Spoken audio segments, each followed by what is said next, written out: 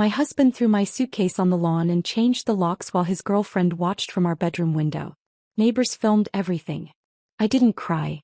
I called one number. A man showed up in 20 minutes. My husband came outside yelling. The man showed him papers. My husband's face went white. He looked at the house. Then at me. The suitcase landed on the front lawn with a dull thud that seemed to echo through the entire neighborhood. I stood on the sidewalk, my work badge still clipped to my scrubs, watching my husband Derek drag the second bag, the one with the broken wheel, across the porch. He didn't even bother carrying it. Just shoved it hard enough that it tumbled down the 3 concrete steps and spilled open, my mother's quilt tangling with my winter boots. "You're done here," he said, loud enough for Mrs. Patterson 3 houses down to hear. Loud enough for everyone to hear. "This is my house now. My life. You can figure out your own." Behind him, framed perfectly in our bedroom window, the window that overlooked the garden my mother planted 15 years ago, stood Vanessa, Derek's coworker. The woman he'd introduced me to at last year's office holiday party, the one who'd squeezed my hand and told me how lucky Derek was to have such a supportive wife during these difficult times. She wasn't even trying to hide. She wore one of my robes, the blue one I'd gotten for my birthday, and she held a coffee mug. My coffee mug.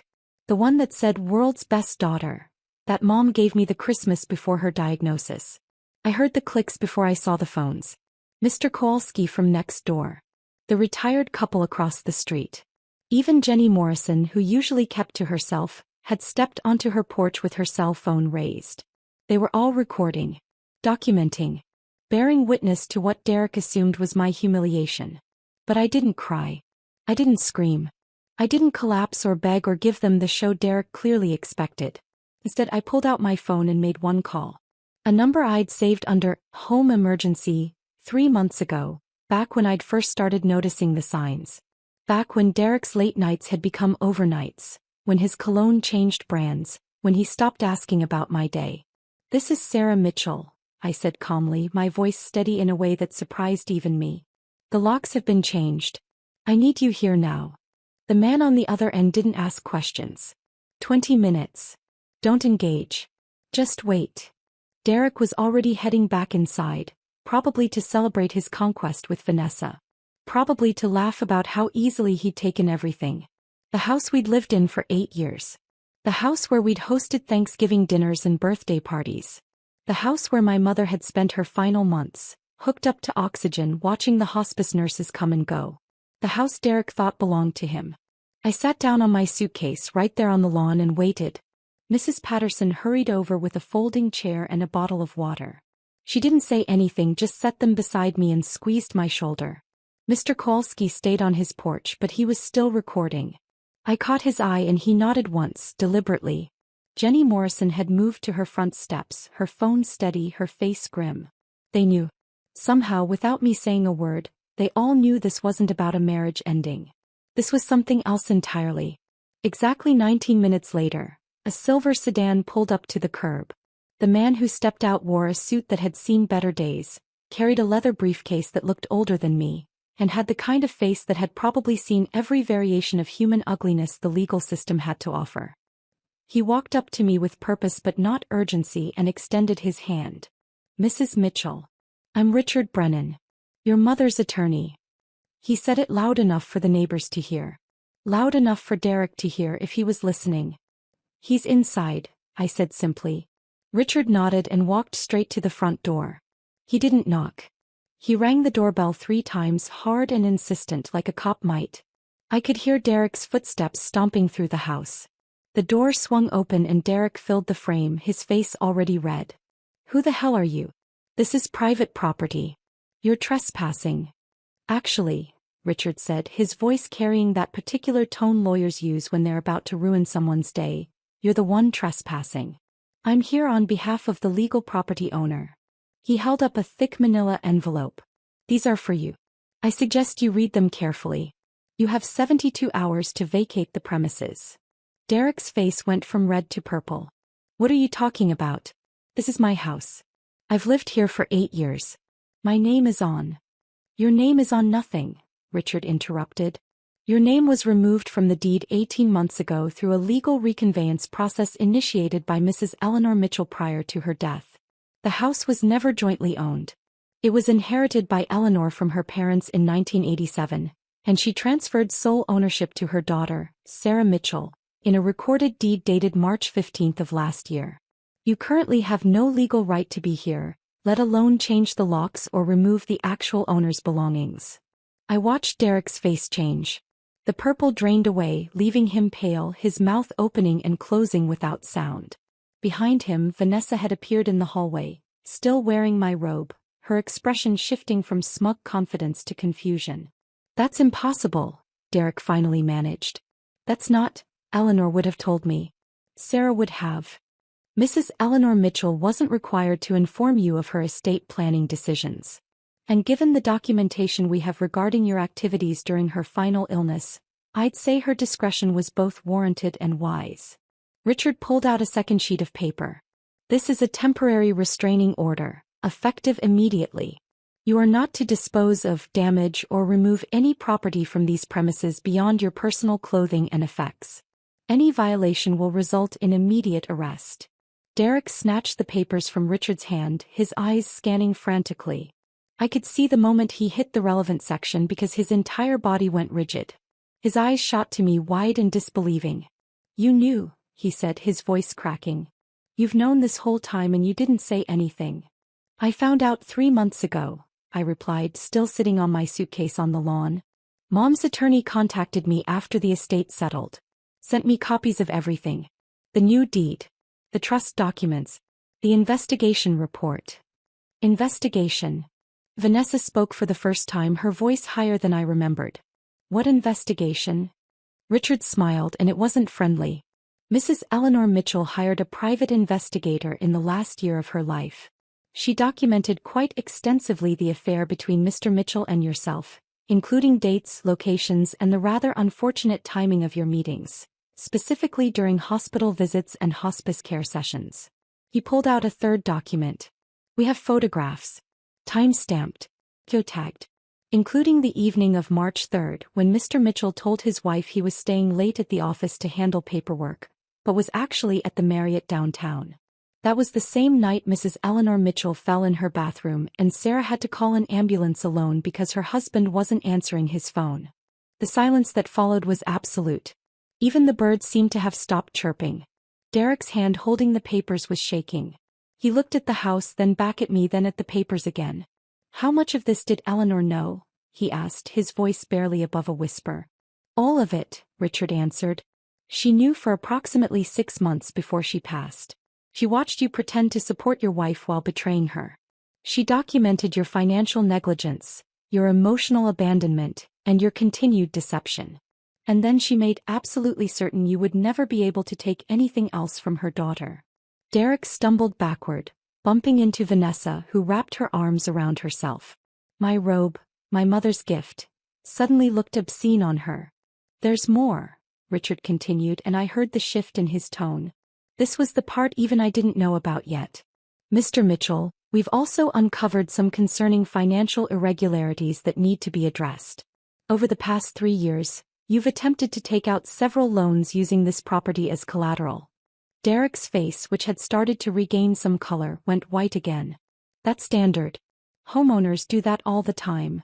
Homeowners who actually own the home, yes. But you didn't own this home. Which means you forged property documents. Specifically, you forged Mrs. Sarah Mitchell's signature on a refinance application 2 years ago, and on a home equity loan application 14 months ago. The lenders are being notified as we speak, and they'll be looking to you personally for repayment. We're looking at approximately $127,000 in fraudulent loans." The words hung in the air like smoke. I felt my breath catch. $127,000. Derek had been stealing from the house. From me. From my mother's legacy. And I'd had no idea. "I needed that money," Derek said, but his voice had lost all its fight. "The business had some setbacks. I was going to pay it back. I was fixing things." "By forging your wife's signature? By committing fraud?" Richard's voice was ice. "Mr. Mitchell, those lenders are going to pursue you personally. This isn't going to disappear. And given that Mrs. Eleanor Mitchell caught you in the act. Yes, she knew about that too. She restructured everything to protect her daughter from your financial crimes. I stood up slowly, my legs unsteady. Mom knew.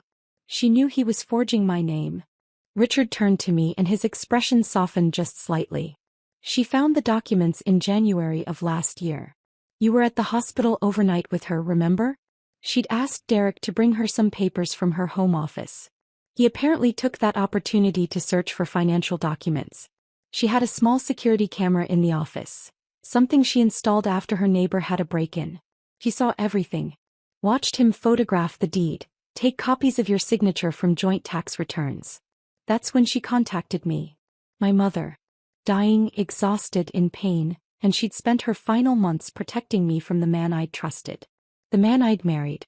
The man who was supposed to love me the way she did.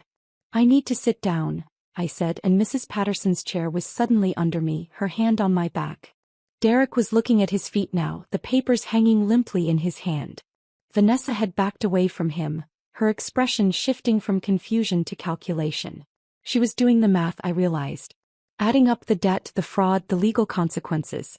Measuring the man she'd helped destroy a marriage for against the reality of what he actually was. There's one more thing, Richard said, reaching into his briefcase one final time. He pulled out a cream-colored envelope, my name written on it in my mother's careful handwriting. Mrs. Eleanor Mitchell left this for you. She wanted you to have it today specifically. She anticipated this scenario. The locks changed, the eviction attempt. She set up a trigger with the county recorder's office. The moment any changes were filed regarding this property without your authorization, I was automatically notified. She knew her son-in-law well enough to predict exactly how this would play out. I took the envelope with shaking hands. My mother's handwriting. The last words she'd ever write to me. I wanted to tear it open immediately. I wanted to wait until I was alone. I wanted to scream and cry and rage at the unfairness of it all. That she'd had to spend her final days protecting me instead of just being my mother, just letting me care for her without this weight. Can I read this inside? I asked. In my house. Richard smiled, and this time it reached his eyes. It's your house, Mrs. Mitchell. You can do whatever you want in it. I stood and walked past Derek. He didn't move. Didn't try to stop me.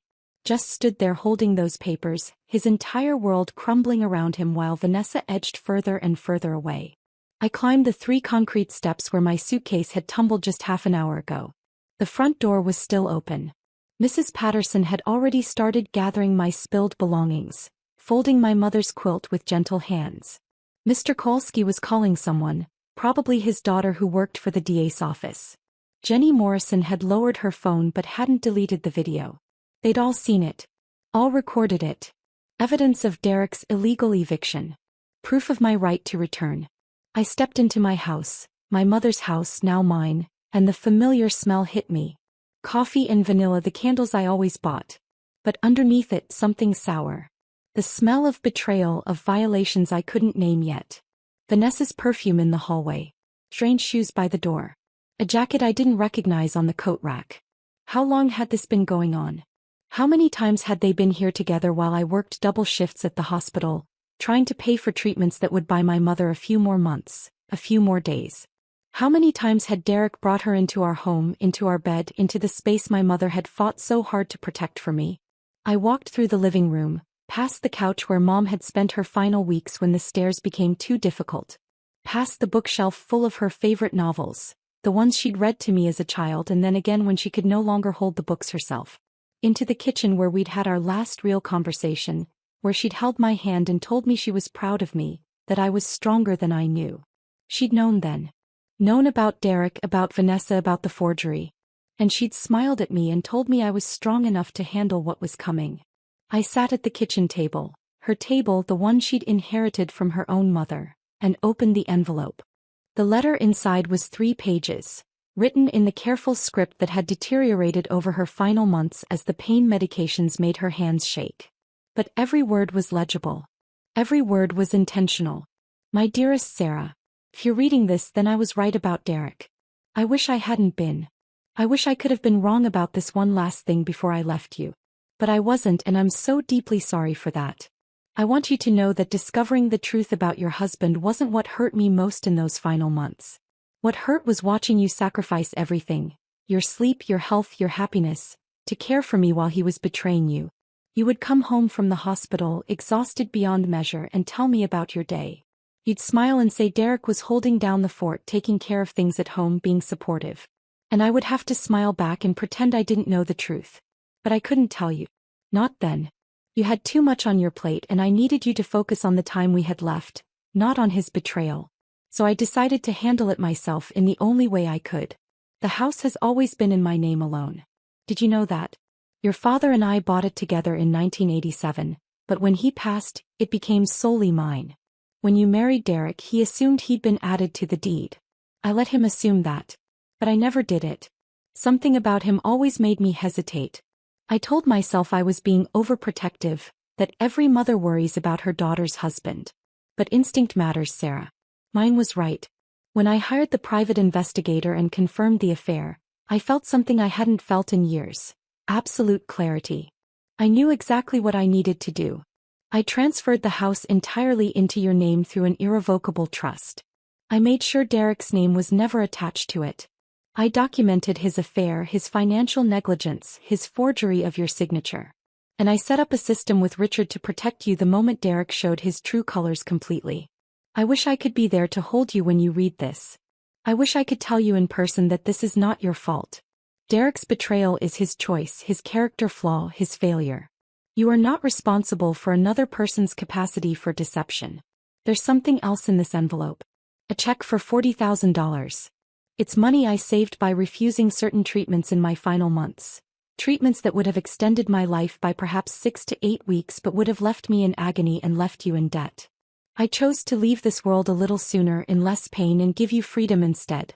I know you'll want to argue with that choice. You'll feel guilty, like you should have insisted on those treatments, fought harder, done more. But Sarah, you did everything. You gave me the greatest gift, your presence. You stayed. You held my hand. You read to me.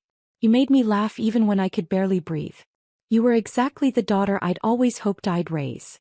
Derek left you during the hardest time of your life. That shows you who he is.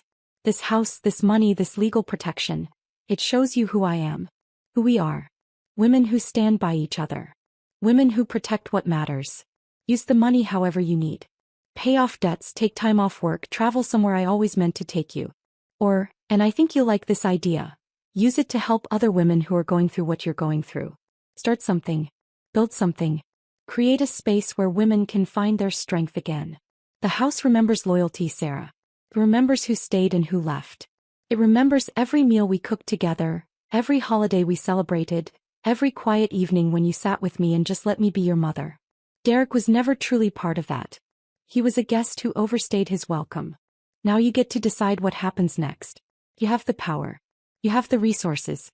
You have the legal right to every inch of that property. And you have my absolute faith that you will build something beautiful from this wreckage. I love you more than any words can express. I'm proud of the woman you are. And I'll be watching over you, cheering you on as you reclaim your life and build something better than Derek could ever imagine. The house is yours. Your life is yours. Choose wisely who you let into both. With all my love, always. Please keep the quilt. It was your grandmother's and her mother's before that. For generations of strong women, all loving you. We're not going anywhere. I read the letter 3 times before the tears finally came. Not because Derek had thrown my belongings onto the lawn. Not because of the affair or the forgery or the betrayal. But because my mother, dying and in pain, had spent her final months protecting me. Had chosen to leave this world sooner than necessary so I could have freedom. Had loved me enough to handle the ugliness so I wouldn't have to face it alone. The check fluttered out from between the pages. $40,000 made out to me, dated the week before she died. Money she'd saved by suffering less relief, fewer pain medications, shorter hospice care. Money she'd chosen to leave me instead of spending on herself. I heard footsteps behind me and tensed, but it was Richard Brennan, not Derek.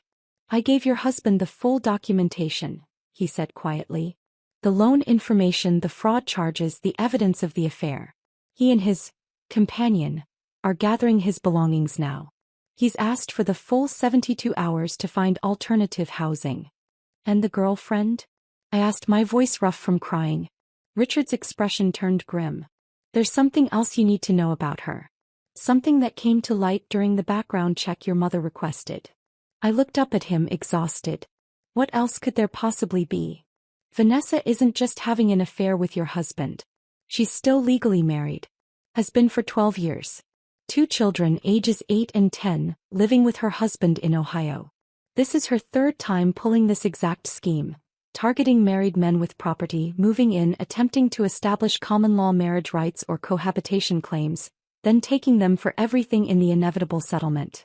The words didn't make sense at first. I blinked at Richard, trying to process. She's married? With kids. Her husband, Thomas, has been looking for her for 8 months. She emptied their joint account and left. He's been trying to serve her with divorce papers and custody modification documents. I took the liberty of contacting him when your mother's investigation revealed Vanessa's real identity. He's on his way here now. Should arrive within the hour. I started laughing. I couldn't help it. The situation was so absurd, so completely ridiculous, that laughter was the only response that made sense. Derek hadn't just destroyed our marriage for an affair. He'd destroyed it for a woman who was scamming him. A woman who'd probably targeted him deliberately, assessed his assets, manipulated her way into his life with the explicit goal of taking everything. And he'd thought he was the one in control. Thought he was the one calling the shots. Does Derek know? I asked. Not yet. I thought you might want to be there when Thomas arrives. It's your house after all. Your choice whether to allow that conversation to happen here. I thought about it. Thought about Derek's face when he'd opened the door to Richard. Thought about Vanessa's careful manipulation, her performance at the holiday party, the way she'd worn my robe like a trophy. Thought about my mother, spending her final months protecting me from people who'd seen me as nothing more than an obstacle to overcome. Let Thomas come, I said. I want Derek to see exactly what he traded his marriage for. I want him to understand the depth of his own stupidity. Richard nodded approvingly. Your mother would have said the same thing. She was always strategic, even at the end. We went back outside together. Derek had piled his clothes into garbage bags. Apparently he hadn't thought to keep suitcases here, and was loading them into his car.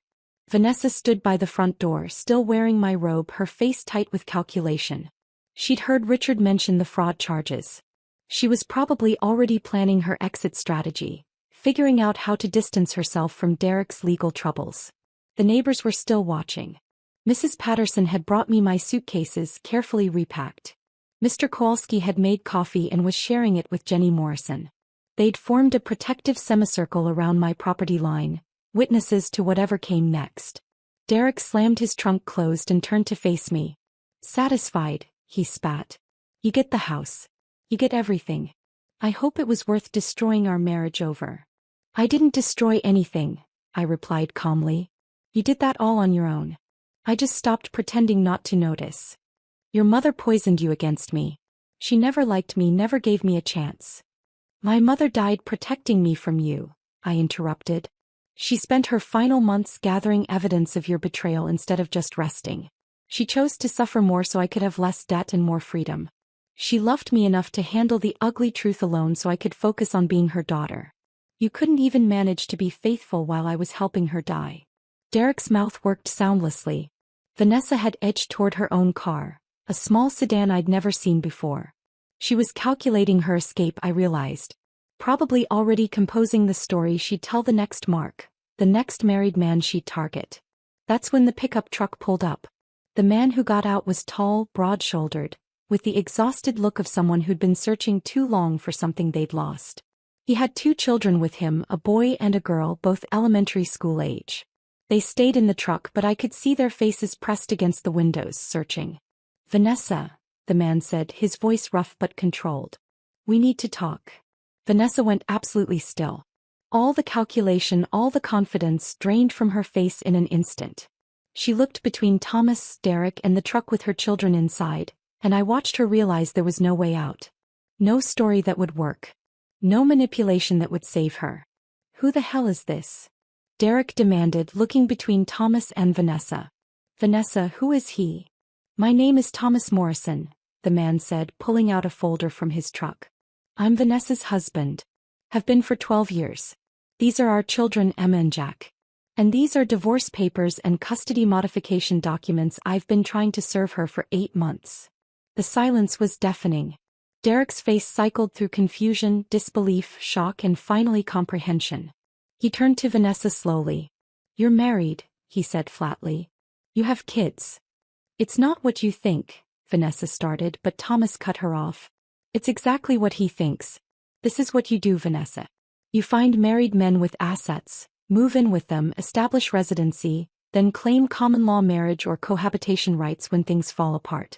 You did it in Ohio before we got married. You did it in Pennsylvania 3 years ago. Yes, I found out about that. And now here. You were never going to stay with him, Derek.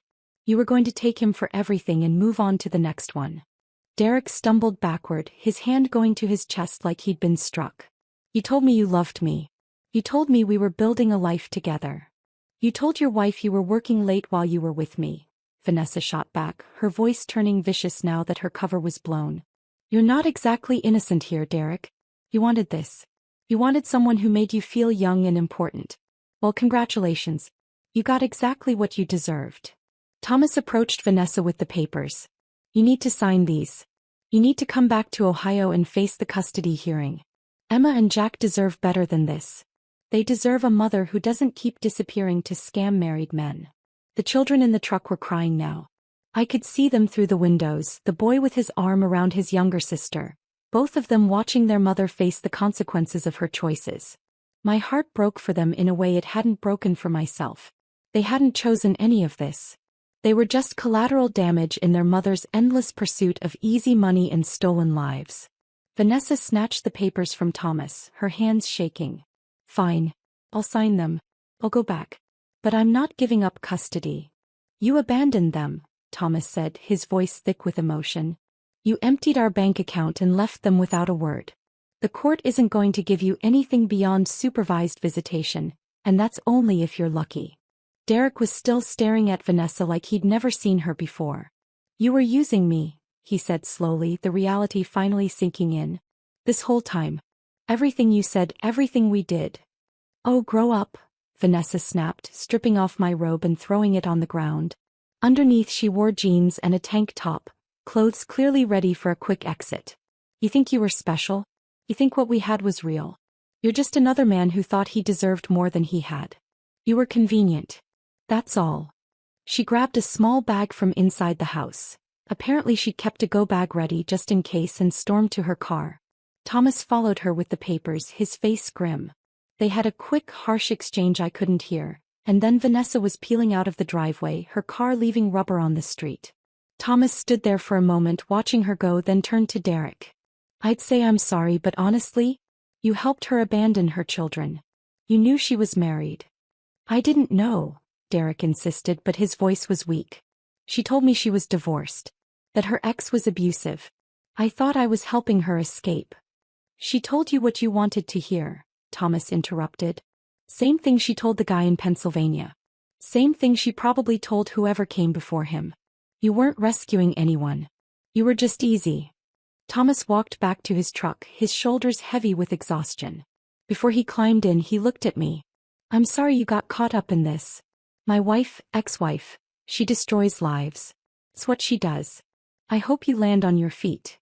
"I will," I said and meant it. "Take care of those kids." He nodded and drove away. The boy and girl in the back seat turned to watch through the rear window, their faces still tear-stained. I wondered what kind of therapy they'd need. What kind of trust issues they'd carry. How many years it would take for them to feel secure again. Derek stood in the driveway, surrounded by garbage bags full of his belongings, his face the color of old newspaper. All his confidence, all his control, all his assumptions about how this day would go, shattered. He'd thrown my suitcase on the lawn thinking he was the victor. Thinking he'd won. Instead he'd lost everything. The house was mine. His girlfriend was a con artist fleeing from divorce papers and custody battles. He owed over $100,000 in fraudulent loans that would follow him forever. And every neighbor on the street had watched it happen, recorded it, witnessed his complete destruction. "I need to go," he said finally, his voice barely audible. "I need to figure out where I'm staying." "You have 72 hours, Richard reminded him. "Use them to remove your personal effects. Anything left after that becomes property of the homeowner and will be disposed of. Derek nodded mechanically and went back inside. I heard him moving around, opening drawers, pulling clothes from closets. The sounds of a life being dismantled. The sounds of consequences arriving. Mrs. Patterson brought me a fresh cup of coffee. "Your mother was a smart woman," she said quietly. "She knew exactly what she was doing." "She always did," I agreed, wrapping my hands around the warm mug. "Even when I didn't see it." Mr. Kowalski approached with his phone. "I've sent the videos to my daughter. She works in the DA's office. Given the fraud charges and the illegal eviction attempt, they'll want this as evidence. Is that okay with you?" "More than okay," I said. "Thank you, all of you, for being here. For recording this. For not looking away." "That's what neighbors do," Jenny Morrison said, joining us. "We look out for each other. Your mother used to help me with my garden every spring. Said it reminded her of her own mother teaching her to plant. I owed her. And I owe you. Anything you need, you just ask." Derek emerged an hour later with the last of his bags. He wouldn't look at me. Wouldn't look at any of the neighbors. Just loaded everything into his car with mechanical precision, his face blank, his movements stiff. When he finally drove away, I felt something release in my chest. A tension I'd been carrying for months, maybe years, without realizing it. The weight of suspicion, of ignored instincts, of choosing to believe comfortable lies instead of facing uncomfortable truths. The house stood behind me, solid and certain. My house. My mother's house. For generations of women who'd loved and protected each other. Derek had never really belonged here. He'd just been passing through, a temporary occupant who'd mistaken presence for ownership. Richard handed me a complete folder of documents. "Everything you need is here. The deed, the trust paperwork, the restraining order, the evidence of fraud. I've also included contact information for a good divorce attorney and a financial advisor who can help you navigate your mother's final gift. She wanted you to have options, Sarah. She wanted you to have choices." I took the folder, its weight somehow comforting. Solid proof that my mother's love extended beyond death.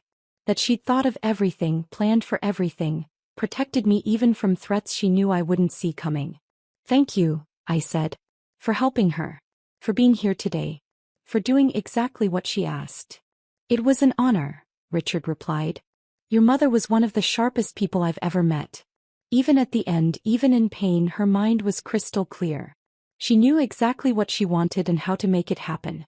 You come from good stock, Mrs. Mitchell. Don't forget that." After Richard left, I stood in my front yard for a long time looking at the house. It needed work. The paint was fading. The garden had been neglected during my mother's illness and my long hospital shifts. The gutters probably needed cleaning. But it was mine. Completely, legally, unquestionably mine. And I knew exactly what my mother would want me to do with it. The next morning, I called in sick to the hospital for the first time in 3 years. Then I called my supervisor and asked about the Employee Assistance Program resources. I knew other women at work were going through divorces, dealing with betrayals, navigating the aftermath of marriages that had crumbled. I'd seen them in the break room, exhausted and alone, trying to hold it together. Within a week, I'd made contact with 5 women from my department who were facing similar situations. We met at my house, my mother's house, on a Saturday afternoon. We sat in the living room where Mom had spent her final weeks, and we talked. Really talked. About the signs we'd missed. The red flags we'd ignored. The ways we'd been manipulated and the strength we'd found to survive. That first meeting of what would become the second chapter society. By month 3 we had 15 regular members. Women from the hospital, from the neighborhood, from friends of friends who'd heard about the group through whispered conversations in grocery stores and coffee shops. We talked about practical things. Property rights, financial planning, divorce proceedings, custody arrangements. But we also talked about the emotional aftermath. The grief of losing not just a partner but the future you'd imagined. The shame that comes with admitting you'd been deceived. The slow, painful work of rebuilding trust in yourself and others. I used part of my mother's $40,000 to hire a lawyer who specialized in helping women navigate contentious divorces. She came to the house once a month to answer questions and review cases pro bono for any woman who couldn't afford her regular fees. Another portion went to a financial advisor who taught classes on financial literacy and independence. The rest I saved, knowing there would be emergencies, situations where one of us needed help and had nowhere else to turn. Derek's divorce papers came quickly. He didn't contest anything. Couldn't afford to contest anything really, given the fraud charges and the debt he'd accumulated. He'd moved into a basement apartment across town and was working a second job to pay down the loans he'd taken out illegally. I heard through mutual acquaintances that he'd aged 10 years in 6 months. That he barely spoke to anyone. That he'd become a cautionary tale at his office. I didn't feel sorry for him. But I didn't feel the burning rage I'd expected either. Mostly I felt relief. Relief that my mother had protected me. Relief that I'd gotten out before Derek could do more damage. Relief that the house, this space that held 4 generations of women's memories, had been saved. Vanessa disappeared completely. Thomas got full custody of Emma and Jack, and from what I heard through the small-town gossip network that connected us all, the kids were doing better. Therapy, stability, their father's unwavering presence. It was helping. I sent Thomas a card 6 months after everything happened, just a simple note saying I hoped they were healing. He sent back a photo of the kids smiling on the first day of school. No words necessary. 18 months after Derek threw my suitcase on the lawn, I hosted Thanksgiving at the house. 23 women came, plus some of their children, plus Mrs. Patterson and her husband, plus Mr. Kowalski and his daughter from the DA's office, plus Jenny Morrison and her teenage son. We filled every room, every chair, every surface with food and laughter and the kind of chaotic joy that comes from people who've survived something terrible and come out the other side. I'd started dating again carefully.